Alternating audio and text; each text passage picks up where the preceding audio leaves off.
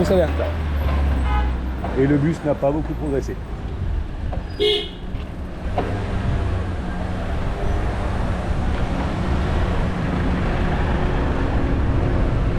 va falloir ruser un tout petit peu. Et voilà.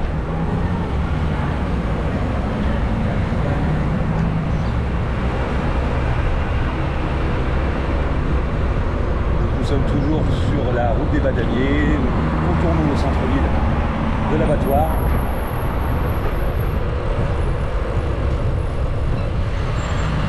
On commence à avoir quelques petits commerces. Alors, malgré les apparences dans ce secteur, nous avons que du logement officiel. Il n'y a pas du tout de bidonville. Il y a même quelques villas cousues cachées derrière certains de ces murs colorés.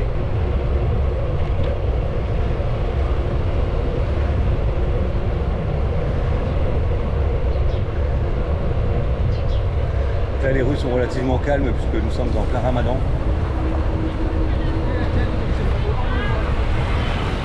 Donc les forces de sécurité intérieure omniprésentes sur Mayotte. Beaucoup de contrôle sur les flux migratoires. Et également beaucoup de contrôles concernant les deux roues, le port du casque, le port des gants et les permis de conduire.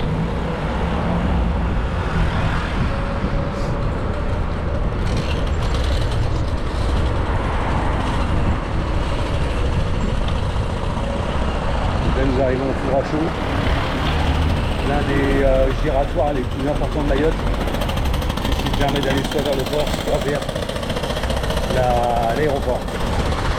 L'aéroport c'est souvent à gauche. Nous allons partir vers la droite, direction le port.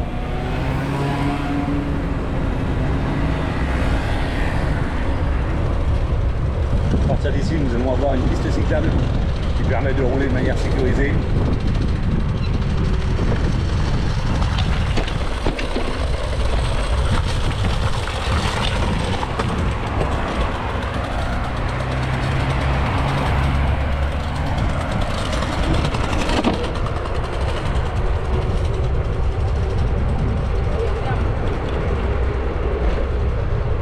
Là, cette rue est relativement récente. D'un côté, nous avons directement l'océan. Et à droite, nous avons une lagune. Alors qu'ici, ils appellent la Vasière. Donc c'est une zone de mangrove dans laquelle on trouve beaucoup de coquillages, de crabes et de petits poissons.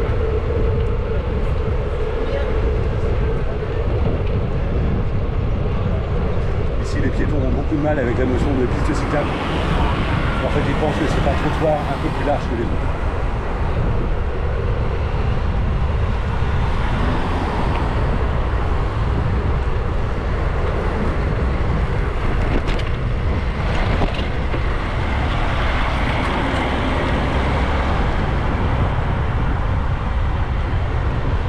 À gauche, le bar du Faré, l'un des principaux bars restaurants de l'île, qui a un emplacement privilégié sur la plage du Faré. À droite, vous pouvez apercevoir la fameuse Vasière, donc la lagune, ici à marée haute. À marée basse, le paysage est totalement différent.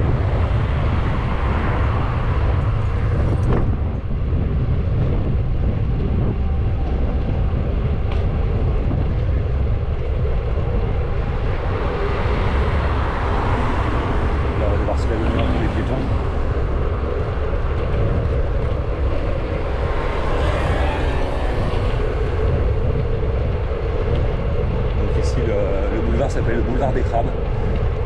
Historiquement, il n'y avait pas de bitume.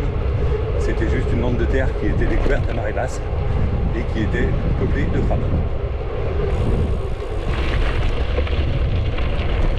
Donc, fin de la piste cyclable. On va devoir aller sur la route puisque la caméra ne va pas aimer les chocs sinon. Et voilà. Donc à gauche, vous avez un soleil commence à descendre.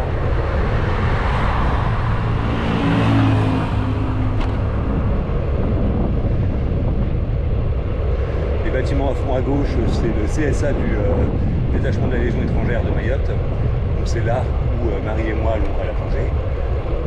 Et à droite, attendez, je vais vous montrer la droite. nous avons le port de Plaisance vers lequel nous allons nous diriger.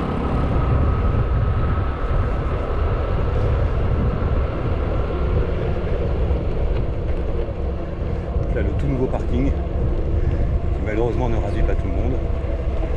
Et en face, l'atelier Mobelios, là où je travaille. Atelier fermé à cette heure-ci pour cause de Ramadan.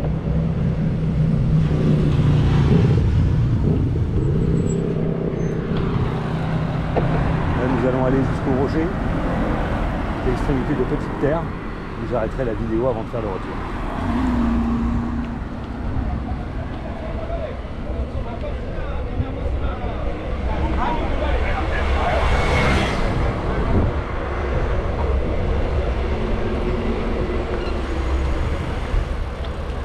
Là, les files d'attente pour embarquer, avec des fils pour les motos, des fils pour les piétons, des fils pour on ne sait pas trop quoi, et des gens qui ont tendance à s'arrêter n'importe où, n'importe comment.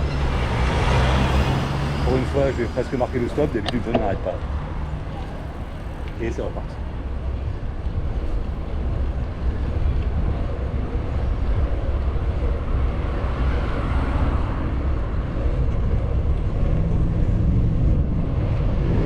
La partie du rocher, sur la gauche un musée qui est ouvert exceptionnellement pour les écoles, mais très rarement. Et à gauche, nous repassons après devant la base du détachement de la Légion étrangère de Mayotte.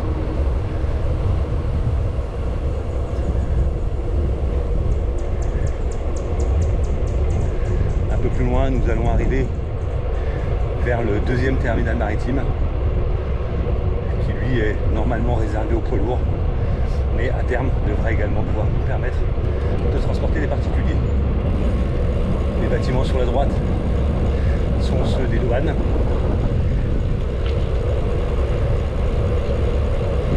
Et donc nous arrivons au bout de Petite Terre, après environ 2 tout petits kilomètres.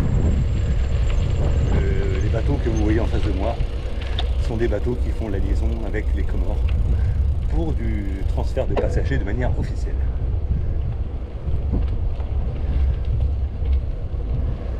Et maintenant c'est reparti, donc nous rentrons dans la commune de Dzaoudzi.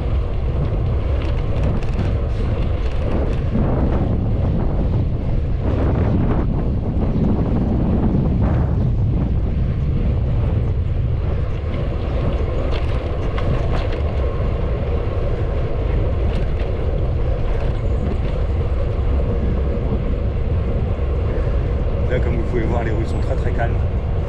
Normalement, c'est plus animé à cette heure-ci.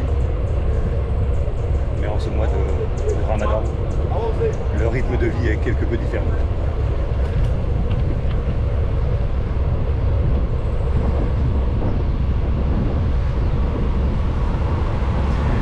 Donc là, vous allez avoir une vue un peu plus large sur le port.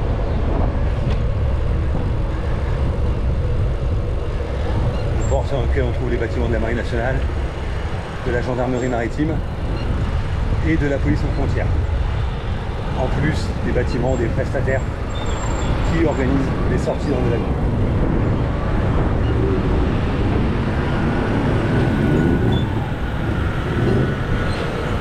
L'armada de scooters est liée à l'arrivée d'une barge en provenance de Grande-Terre.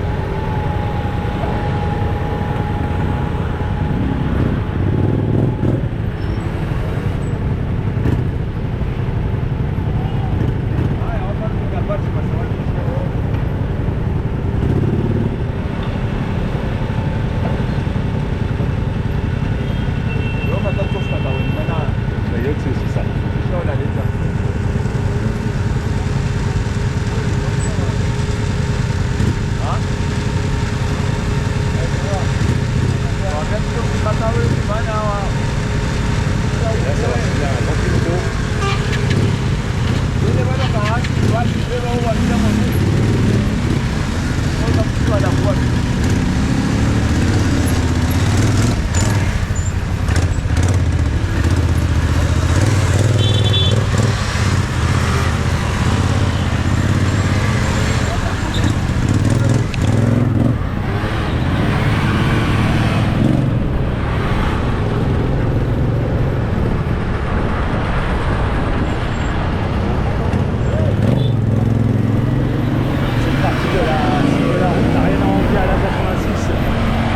aux entrées nord du périphérique parisien.